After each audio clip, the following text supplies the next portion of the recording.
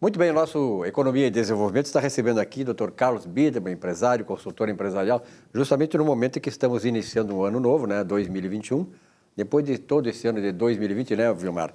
Um 2020 tumultuado que vai ficar para a história. Vai ficar para a história. Acho que é um ano que não deve ser esquecido. Vamos esquecer 2020. Não, nós temos que lembrar de 2020, o que aconteceu e aquilo, as mudanças todas, inclusive espirituais, que aconteceram na civilização, nem só no Brasil, tá, mas o mundo inteiro, né?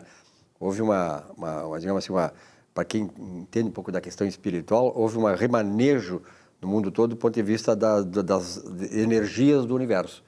Isso está comprovado cientificamente que realmente está acontecendo. Isso muda, inclusive, o nosso comportamento.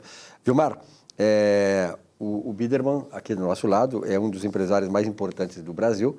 Consultoria, não, mas eu estou dizendo que é verdade, né, Vilmar? Não. Consultoria empresarial, reconhecidamente. A humildade dele não admite, mas ele é reconhecido sim. Os verdadeiros, os grandes, são aqueles que reconhecem que são humildes, né? Porque a humildade, eu sempre digo, é a maior das virtudes.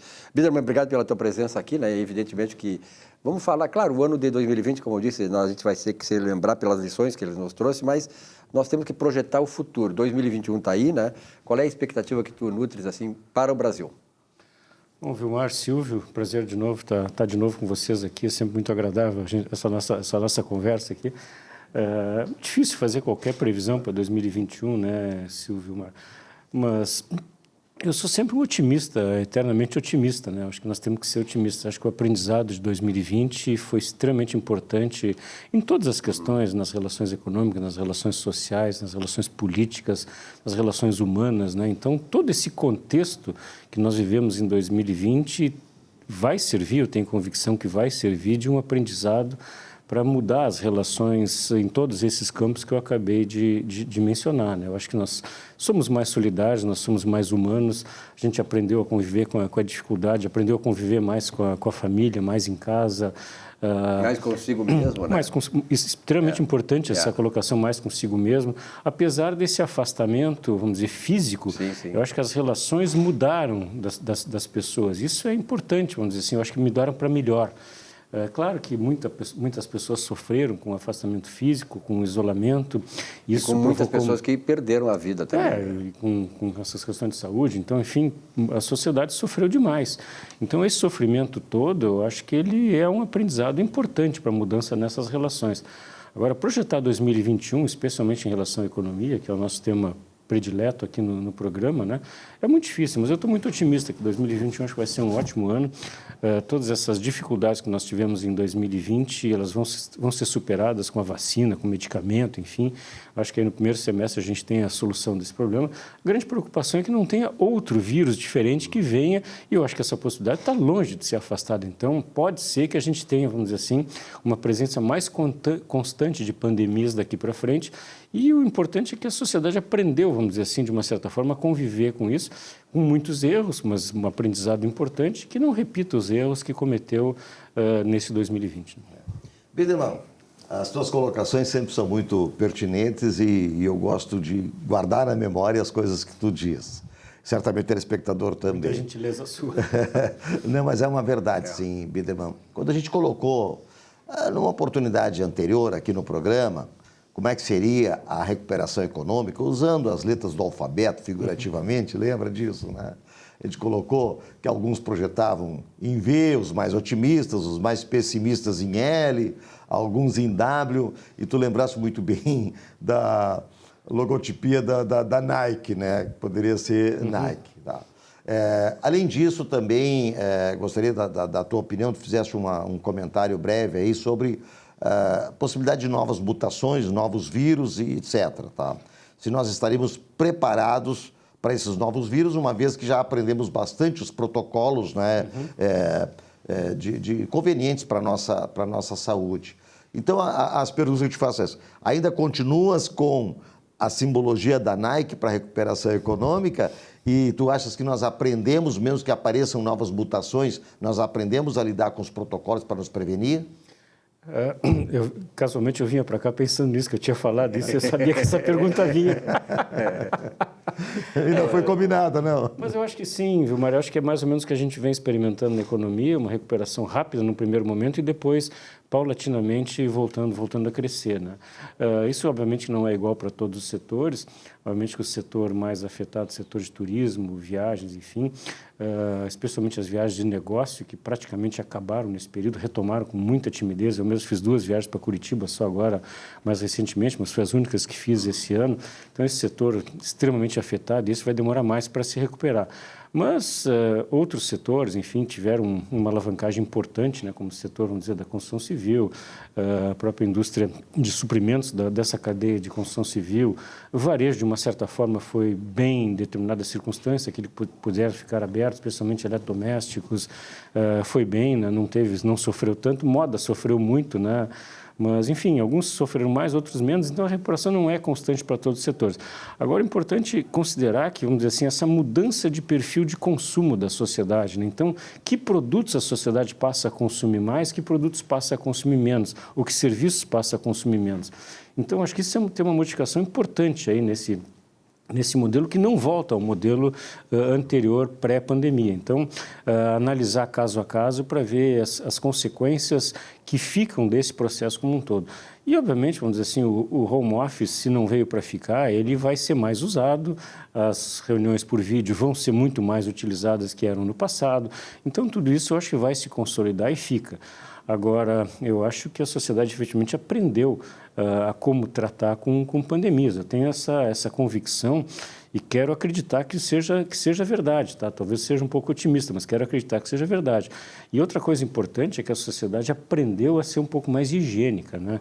Eu acho que isso é extremamente importante, porque as pessoas não davam muita bola, né? Enfim, saíam do banheiro público sem lavar as mãos. Isso era muito comum ver em aeroportos, em estádio de futebol, em qualquer lugar se via isso, né? Só parar para olhar. E é uma coisa absolutamente anti-higiênica. Isso mudou, né? Eu acho que isso veio para ficar. Isso é um pequeno exemplo de mudança de comportamento. Eu acho que a utilização de máscaras independente de fim, de vacina, sei lá o quê, é uma coisa que veio para ficar. Eu acho que em determinadas circunstâncias, as pessoas vão utilizar mais máscara. Isso é uma realidade diferente, né? Nova. A questão de mais lavagem de roupa, mais cuidado com higiene dentro de casa, com higiene na relação com as pessoas, a utilização de serviços públicos, vamos dizer assim, trens, casualmente estou lá na Transurb, tenho acompanhado o trabalho fantástico que liderado pelo Pedro Bicho tem sido feito lá na Transurb. Lá não tem nenhum caso relatado de alguma infecção dentro dos trens, das estações da Transurb, que desde o primeiro momento foram absolutamente limpas, né, e higienizadas. Não dá para comprovar isso, obviamente, mas não tem nenhum relato, nenhuma acusação de algum problema que tenha acontecido no Transurb. Então, as relações dentro dos serviços públicos, como transporte, enfim, eventos, enfim, vão mudar. Essa questão também de eventos, ela também muda, eu acho que de uma forma definitiva, né? Como nós vamos realizar eventos. Ainda tivemos recentemente, estou falando muito aqui, Silvio, tivemos recentemente o prêmio exportação ali da DVB, com muito orgulho falo, meu sobrinho Rafael, presidente ali da DVB, realizou o prêmio exportação presencialmente, com 80 pessoas, mas uma condição absolutamente fantástica, todos na rua, sentados com distanciamento, cada um com a sua cadeira definida, com uma mesinha ao lado, com uma água ali, alguma coisinha para comer, um palco, uma pessoa, premiado, não cumprimentava ninguém, recebia o prêmio, enfim, era fotografado. Fantástico o evento, então dá para fazer. Não digo que seja sempre assim, mas eu acho que não vai acontecer mais eventos como acontecia antigamente, com aquela aglomeração de gente. Eu acho que as pessoas vão ter um pouco mais de cuidado. Houve, segundo os entendidos da matéria, aí, cientistas e aqueles mais espiritualizados, houve uma higienização da natureza. Perfeito. Mas também, e tu colocaste muito bem, Biderman, houve um processo também de alerta da higienização comportamental das pessoas. Por exemplo, a gente vai no supermercado, né, Vilmar? De repente, tu vê as pessoas pegarem um alimento e comerem direto. Aí o cara está pegando carrinho, pegando uma suja e tal, e coloca na boca. Então, esse tipo de procedimento, as pessoas mais esclarecidas e mais comprometidas com a sua saúde, elas certamente vão mudar esse comportamento. Bom, nós já falamos um pouco a respeito disso. Eu queria agora pautar um pouquinho, Biderman, sobre a questão das reformas, porque o governo Bolsonaro é acusado de, neste ano, não ter, e principalmente por aquele porquinho lá do Congresso, da Câmara, né, o Botafogo, de não encaminhar as reformas. Ora, se o presidente já é acusado, mesmo sem ter a função, de não ter administrado bem a pandemia, tu imagina se ele coloca né, a goela abaixo do Congresso as reformas em plena pandemia. Eu só imagino o que ia acontecer. Bom, mas agora, digamos, não que tenha passado a pandemia, mas virada de ano, e o governo entra para o terceiro ano de sua administração, quer dizer, mais 2 anos ele vai ter. Qual é a tua expectativa em relação às reformas? Principalmente a reforma administrativa e a política, que é muito reclamada pela sociedade brasileira. Olha, Silvio, eu acho que tu está absolutamente correto. Eu acho que esse não era um ano de propor grandes mudanças, o tema era outro, né? A discussão era outra, e eu estou convicto que as reformas vão andar, né? Estou muito preocupado com o andamento das privatizações e, enfim, fui chamado pelo Salim para presidir o conselho da Transurb com esse objetivo, né? Está lá no BNDES, a gente está acompanhando, está andando, a Transurb está, vamos dizer assim, está uma das primeiras, vamos dizer assim, no processo de análise lá pelo BNDES, deve acontecer agora em 2021 a privatização da Transurb. Recentemente tivemos a assinatura do decreto de extinção da CEITEC. Eu estava no conselho da CEITEC até há pouco, saí por razões pessoais, há uns 2 meses atrás, mas não estava tão otimista em relação a sair esse decreto. Saiu, então já estou um pouco mais contente. Mas as privatizações foram muito lentamente no Brasil. Então, mas eu acho que o ambiente político estando mais estabilizado, eu acho que o presidente... Muitas pessoas criticam, mas se aproximar um pouco mais do centro, fazendo um pouco mais de concessões, é do jogo político isso. Eu acho que a tendência das reformas é andar. Foi aprovada agora a reforma uma mini reforma administrativa, vamos dizer assim, envolvendo a questão das startups em termos de governança. Isso ajuda de uma certa forma a aliviar o peso, vamos dizer assim, das empresas pequenas que vão ao mercado de capitais. O mercado de capitais ajudando no mundo todo, eu acho que no Brasil também vai muito bem, tudo isso vai ajudar. Então, estou muito, muito convencido que a reforma administrativa anda o ano que vem, se não integralmente, pelo menos parcialmente. A reforma política não sei, realmente não sei. E tenho muita convicção que se pense, Silvio, realmente de uma forma concreta numa reforma tributária consistente e inteligente, que não se pense exclusivamente em aumento de tributo. Eu não gosto de imposto sobre patrimônio, acho que imposto sobre dividendos é uma excrescência, o dividendo já é tributado, quer dizer, a empresa já paga 34% no mínimo sobre o lucro e tributar mais ainda quando vai distribuir. Então, esse que dividendo não tem tributo é uma mentira, porque ele já é tributado a 34%. Então, não gosto disso, não gosto de CPMF, mas eu acho que tem muita coisa para fazer em termos de reforma tributária, especialmente na simplificação de tributos. É uma carga absolutamente alta, mal distribuída, complexa. Só o alívio da carga tributária pela redução do custo das empresas de calcular esses tributos e pagar esses tributos já diminuiria aí a carga das empresas. Então, acho que reforma tributária, sim, reforma administrativa, sim, reforma política, tenho dúvidas que venha a acontecer também. Nessa colocação que fizeste, Biderman, da questão da carga tributária dos impostos, nós aqui no Estado sempre vivendo aquele dilema, aquela celeuma que se põe, aumenta, mantém o aumento, diminui, etc. e tal. Dentro de um panorama assim mais genérico, sem entrar no detalhe da discussão, mas no mais genérico mesmo, a carga tributária aumentando, ela afugenta ou não afugenta? Ou melhor, tentando fazer a pergunta de outra forma, a carga tributária aumentando, ela traz mais resultado positivo para o Estado ou acaba trazendo resultado negativo, sendo a carga tributária menor, podendo aumentar a receita de tributos em função da atração de novos investimentos? Qual é a tua visão nisso, Biderman? Essa é sempre uma discussão interessante, né, Vilmar? Porque a gente sabe que quanto mais caros os impostos, menos atratividade tem para investimentos e tem um momento da curva lá que é o aumento de alíquota acaba reduzindo a receita. Essa chamada curva de Laffer, é isso? Acho que não é curva de Laffer, agora está me faltando o nome, mas, enfim, eu acho que esse ponto o Rio Grande do Sul já passou.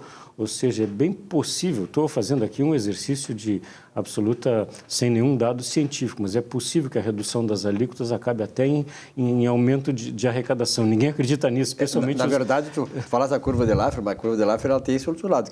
O Laffer, ele estabeleceu o princípio de que quanto mais o imposto, quanto mais vai aumentando, menos é a arrecadação.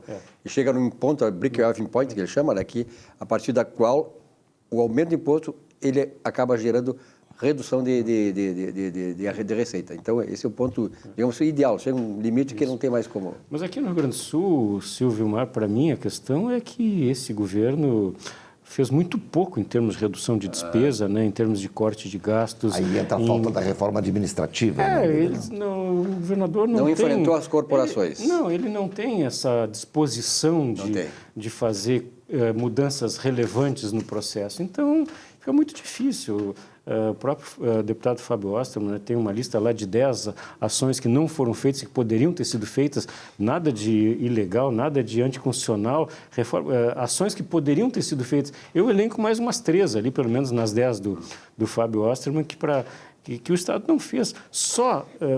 Vocês pensem comigo, só a auditoria da folha de pagamento do Estado para ver se o que está sendo pago efetivamente tem suporte legal, não é feito. Por que não é feito? Eu sei de casos, em algumas repartições, que as pessoas estão recebendo mais do que deveriam, sabem, vão reclamar, são honestas, vão reclamar, vão dizer, olha, eu estou recebendo um benefício aqui que não é meu, eu não tenho esse direito. Não é legal. E as pessoas não conseguem o Estado não consegue parar de pagar. Isso quando a pessoa vai se autodenunciar, tá certo? Então não é feita a auditoria. Eu tenho certeza que posso chutar aí um número qualquer, mas de 10 a 20% da folha de pagamento do Estado são de benefícios que são pagos que não são devidos, por erro de cálculo, erro de interpretação legal. Por que não faz? Por que não vende os imóveis do Estado? O Estado tem uma quantidade de imóveis fantástica. Não tem um processo. Só querem aumentar o imposto. Por que não faz a privatização de empresas? Enfim, o CE parece que vai acontecer agora. Mas o Banrisul, eu estou lá no Comitê de Justiça do Banrisul, nem sei se devia falar isso, mas tem as empresas subsidiárias do Banrisul lá. Por que fazem aquelas empresas CESA, Bagergs e tal? Empresas que realizam o seu trabalho. Mas por que manter sob o jugo do Estado essas empresas? Vende. Então tem muita coisa que pode ser feita que o governador simplesmente não faz. Então eu estou muito, muito frustrado com a atuação do governador, do governo Leite. Acho que ele poderia, e ele sabe, ele tem a receita, ele sabe, ele é informado do que precisa fazer e não faz. Por quê? Não sei. É interessante lembrar, né, que na campanha eleitoral, nós bem sabemos, a gente acompanha, era lá de Caxias o Sartori contra o atual governador. E aí o Sartori foi acusado de que não fazia bem as coisas e tal, era acomodado e que, segundo esse novo governador, que está aí, administrar bem o Estado seria só levantar a bunda da cadeira.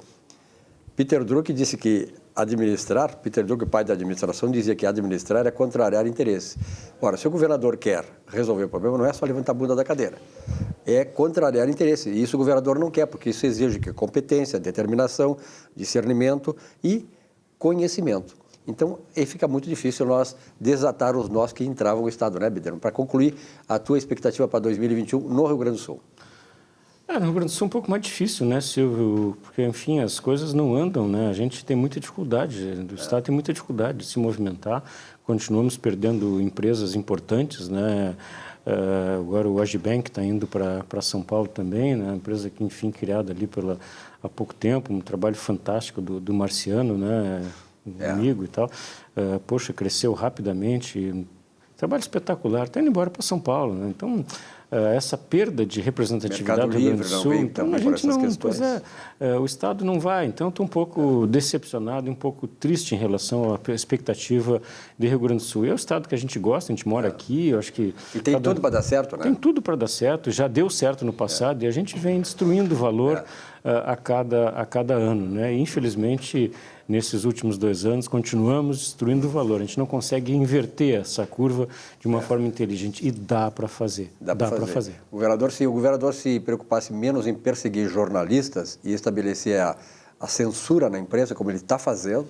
Aliás, é bom que eu faça isso aqui agora e lembre o seguinte. Eu tenho dito que o PSDB, que é do atual governador e do governador de São Paulo, é o PT. O único partido que, depois da ditadura militar, está censurando os jornalistas. O governador Leite sabe muito bem o que eu estou falando. O governo do Estado está censurando jornalistas e empresas para que não façam críticas a ele. Quer dizer, até isso está acontecendo. Então, PT, PSDB, é tudo a mesma coisa. Biderman, obrigado pela tua presença aqui. Eu que agradeço. Feliz ano novo aí com a família. Obrigado, igualmente. Que 21 seja fantástico para todos nós aí. Em todos os lados. Inclusive no Rio Grande do Sul. E para todos lá, inclusive no esporte, né? O Grêmio vai botar pelo menos mais uma faixa esse ano. Tá legal. Bom, obrigado, Biderman. Um rápido intervalo, já voltamos aqui com o nosso Economia e Desenvolvimento. Até já.